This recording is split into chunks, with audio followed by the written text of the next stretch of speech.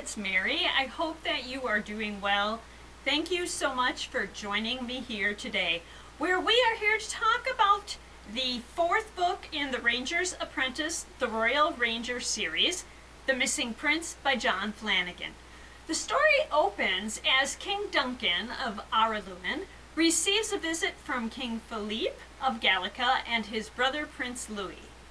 Philippe's son, Prince Giles, has been kidnapped, and Philippe is there to request that Duncan send one of his royal rangers to rescue Giles from the Chateau de Fillet, where Baron Joubert holds him captive. King Duncan's royal rangers were formed to operate in Underland and for Duncan's benefit. While he and his advisors mislike sending rangers on missions that can be seen as mercenary, they also do not want someone of questionable intent to overthrow Philippe and become king of Gallica. King Duncan decides to send on this mission Royal Ranger Will Treaty, along with his apprentice Maddie, who, in addition to being the Ranger's apprentice of the title, is King Duncan's granddaughter, the Princess Madeline. But a couple of rangers can't storm across the countryside into a foreign land without raising questions and fears. They need to tread carefully, and so they travel in disguise as father and daughter jongleurs. Will performs as a musician, Will Accord, and Maddie as his daughter, who juggles and throws knives in her act. Can Will and Maddie use their talents to find and rescue Prince Giles, or will Baron Joubert discover their plans to rescue the prince? This story, which is historical fiction with an element of fantasy, kept me interested in their experiences and performances while traveling to the Chateau de Fillet. Maddie is a wonderfully written character with the perfect balance of student and mastery over her craft. This is one story in a series where the story's resolution may not be revealed until a future book, but you will be satisfied with the story as it is. This is, in fact, the only book of this series that I have read.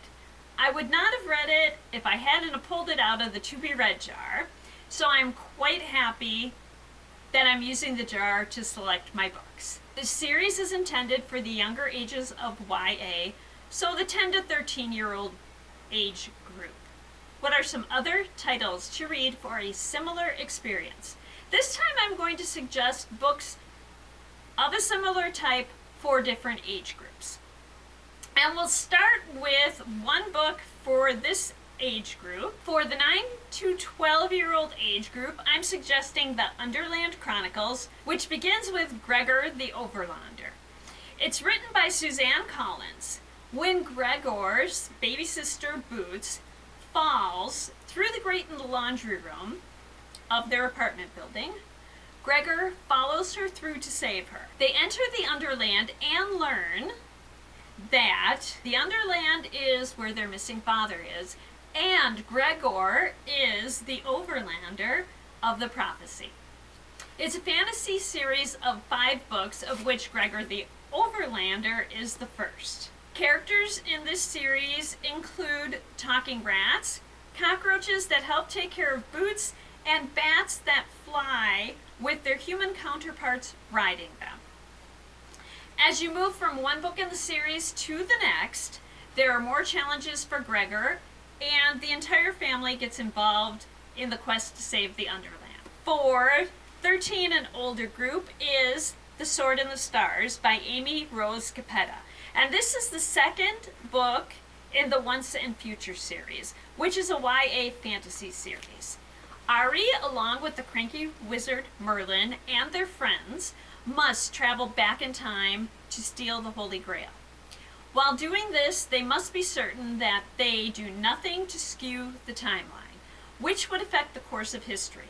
Let's face it, coming face to face with King Arthur could produce a ripple that would change everything. For 14 to 18-year-olds is the first in his Fair Assassin series, Grave Mercies by Robin Lefevers.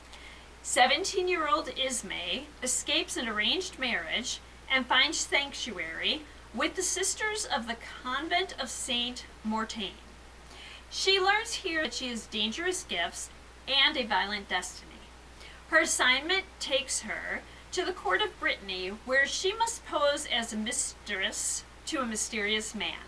She finds herself unprepared for the choices she must make. And for adults 18 and over, there's A Darker Shade of Magic by B.E. Schwab, which is the first in the Shades of Magic series.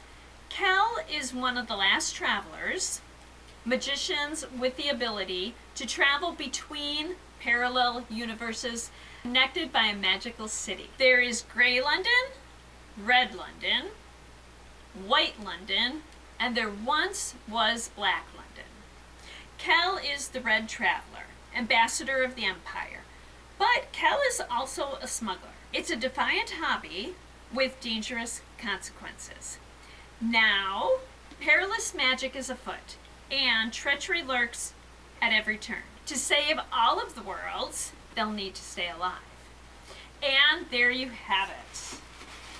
We will be back next week, when we'll take a look at the book, The Ballad of Amy Miles by Christy Dallas Alley.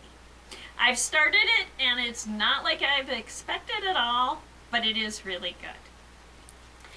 Thank you so much for joining me here today, and I hope that you enjoyed this look at a sample of books for every age. If you do read any of these, I'd love to know what you think of them, and I'd love to know what you're reading. Take care and enjoy the rest of the week, and I hope that you enjoy whatever you choose to read.